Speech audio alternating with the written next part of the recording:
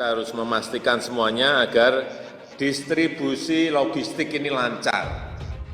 Dan juga yang tadi Bapak Gubernur ceritakan tentang 37 juta yang miskin, rentan miskin. Agar kita dewasa lah sekarang ini membuat pemberitaan. Pemerintah tidak akan membuat satu kebijakan yang akan menyengsarakan rakyatnya. Ini saya ingin digarisbawahi. Lain yang seperti PKH, program sembako, dan sebentar lagi kartu prakerja dan beberapa insentif kepada dunia usaha, kami diminta untuk menghitung dengan cermat agar tidak tumpang tindih. 12.500 dijual ke pasar di tradisional dengan harga lebih tinggi. Nah, ini Satgas Pangan akan memonitor harga-harga gula bersih. Berita-berita yang tidak benar.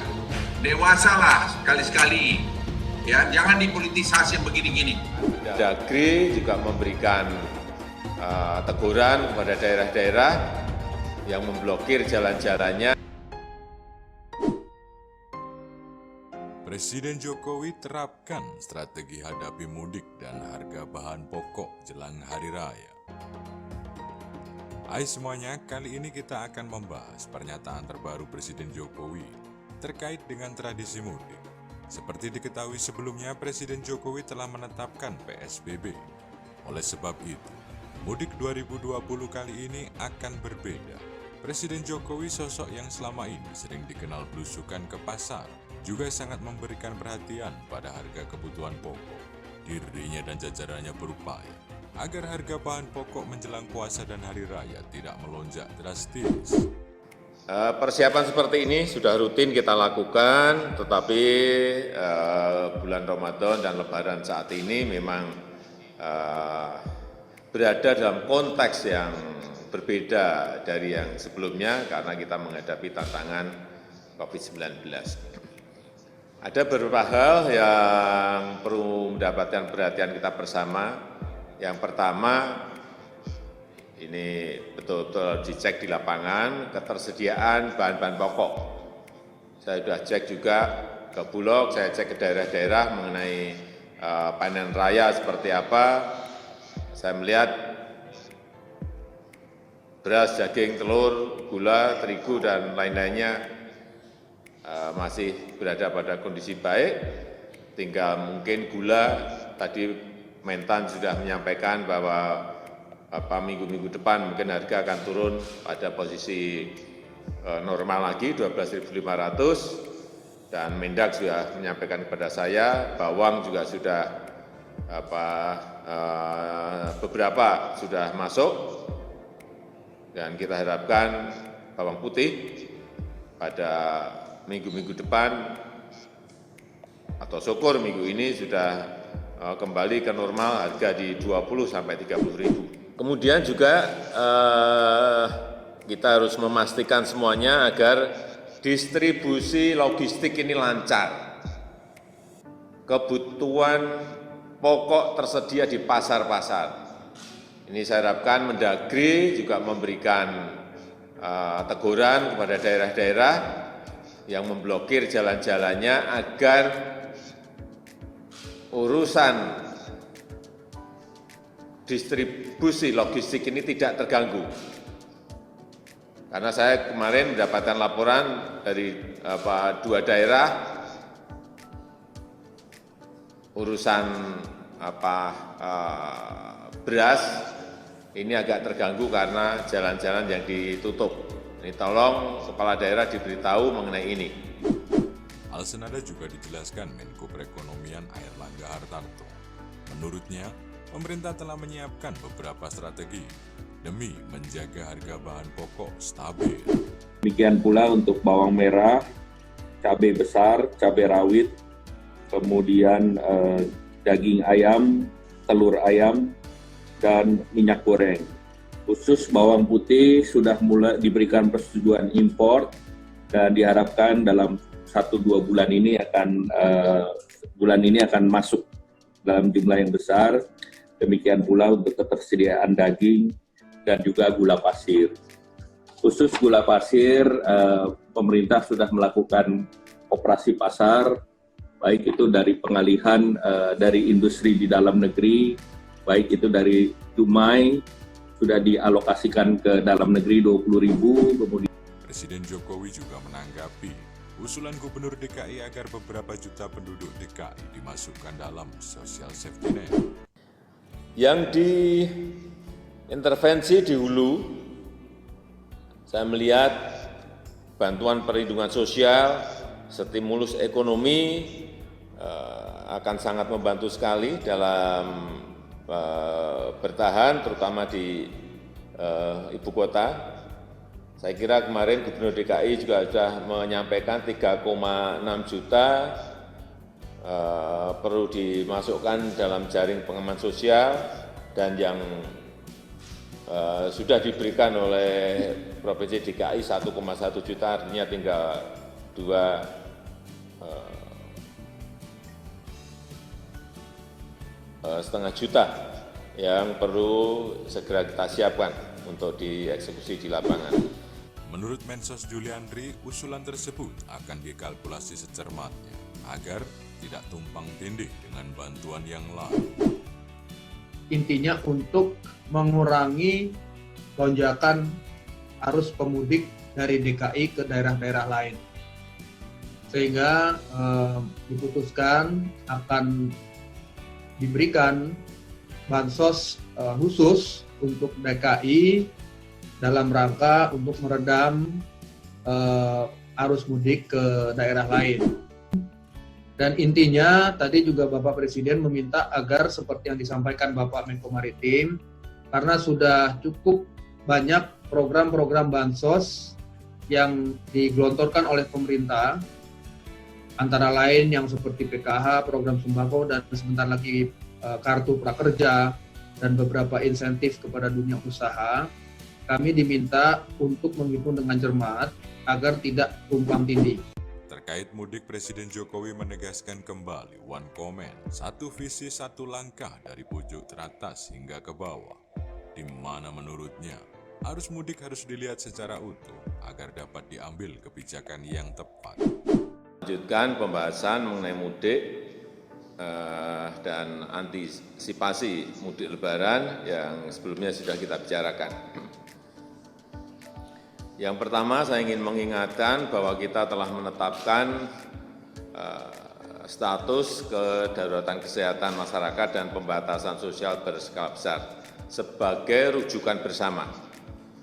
Dan juga perlu saya tegaskan lagi bahwa mulai dari Presiden, Menteri, Gubernur, Bupati, Wali Kota, sampai ke Kepala Desa, para lurah harus satu visi yang sama, satu strategi yang sama, satu cara yang sama dalam menyelesaikan persoalan yang kita hadapi sekarang ini. Rujukannya sudah jelas, prosedurnya juga sudah jelas,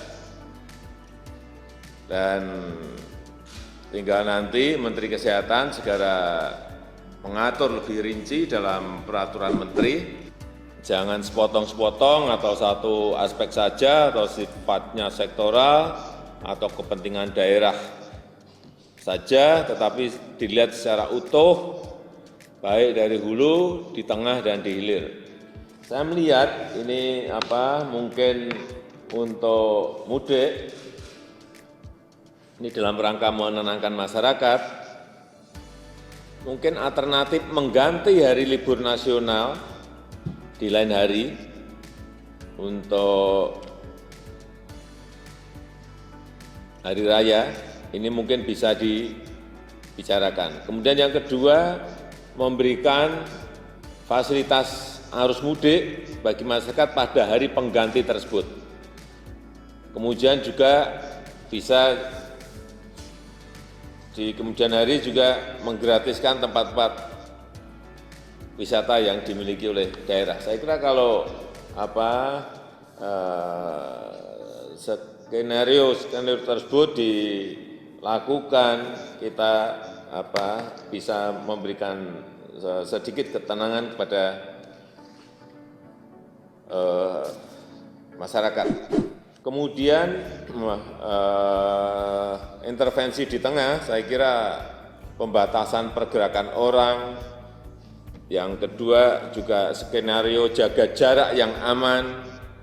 Ini sesuai dengan protokol kesehatan, dengan kedisiplinan yang kuat, saya kira akan memberikan pengaruh yang besar terhadap jumlah yang positif. Kemudian dihilir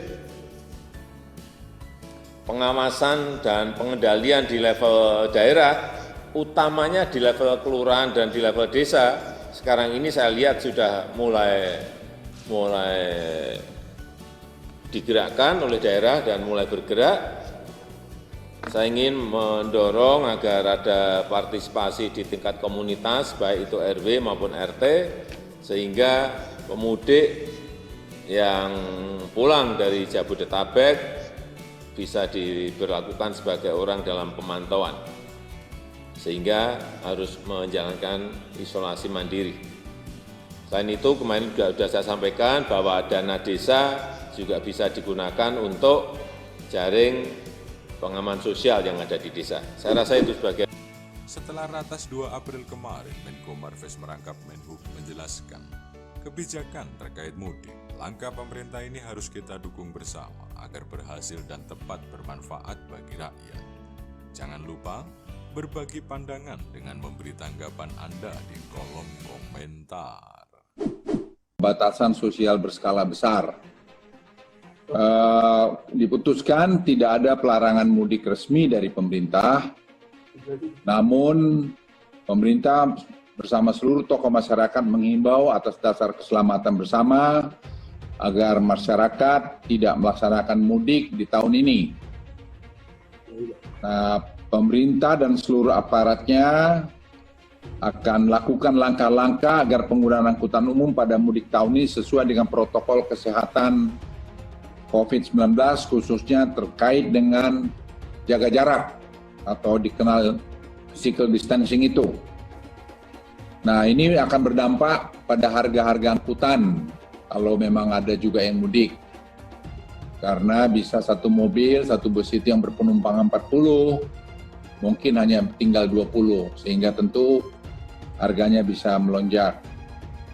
Dan pemerintah pusat dan daerah akan berkoordinasi untuk memastikan masyarakat yang akan mudik dan harus melakukan isolasi seperti saya jelaskan tadi. Dan ini sudah terjadi di kampung-kampung atau di daerah-daerah di Jawa Tengah, Jawa Barat maupun Jawa Timur. Jadi sekarang kita tinggal intensifkan aja karena sudah menyadari bahayanya COVID-19 ini. Pemerintah melalui Kementerian Sosial menyiapkan insentif dan bantuan sosial bagi masyarakat golongan tidak mampu. Nah, juga kami ingin menghimbau penanganan COVID-19 ini di setiap negara berbeda-beda karena kondisinya berbeda-beda. Jadi tidak ada one fit solution for all. Solusi yang dilakukan negara-negara maju belum tentu cocok di kita. Misalnya India melakukan lockdown dan ternyata dampaknya seperti yang kita lihat sekarang. Nah, Presiden sangat mengingatkan kami untuk memperhatikan dampaknya ini jangan sampai membuat rakyat yang paling bawah itu menderita. Jadi mesti dipastikan bantuan sosial atau bentuk-bentuk apapun nanti itu sampai pada rakyat yang terkecil. Dampak COVID-19 ini sekarang makin baik, terkendali dari data-data yang kita dapat. Tapi ini adalah menyangkut masalah maraton juga, dan menyangkut masalah waktu. Sekali kita lengah, belum lewat peaknya itu akan kembali lagi dia. Seperti yang terjadi di Tiongkok, masih ada second wave. Oleh karena itu disiplin kita tuh dipentingkan. Saya ulangi, dipentingkan. Dan kita pun jangan menebarkan berita-berita yang tidak benar. Media, saya boleh titip, janganlah mem-quote statement-statement yang tidak benar, yang membuat masyarakat resah. Agar kita dewasalah sekarang ini membuat pemberitaan. Pemerintah tidak akan membuat satu kebijakan yang akan menyengsarakan rakyatnya. Ini saya ingin digarisbawahi. Pemerintah pusat dan pemerintah daerah berkoordinasi untuk memastikan memastikan kalau masih ada masyarakat yang ingin mudik, dia harus ikut masuk karantina tadi. Dan kemudian pemeriksaan kesehatan kampungnya. Dan harus memastikan kampung itu pun mau menerima orang mudik. Karena sekarang banyak kampung di daerah-daerah lain tidak ingin menerima mudik dari Jakarta. Karena Jakarta ini kita lihat adalah sepertinya pusat atau epicentrum daripada COVID-19. Nah, terkait dengan teknis pelaksanaan di lapangan, kami tadi sudah lapor pada Presiden dalam beberapa jam ke depan atau 1 hari dengan besok akan membuat teknis petunjuk-petunjuknya sehingga ada buku panduan dengan Menteri Sosial. Jadi sekali lagi Presiden sudah memutuskan tadi untuk kita menghitung betul-betul jangan sampai ada rakyat yang tidak pendapat bantuan dari pemerintah. Nah, sekali lagi saya ingin garis bawahi, tidak ada pernah keraguan-raguan pemerintah atau lambat dalam membuat keputusan, sama sekali tidak. Proses pengambilan keputusan itu dibuat secara cermat, mendengarkan semua, dihitung semua, dan Presiden sangat concern mengenai rakyat yang berpendapatan rendah.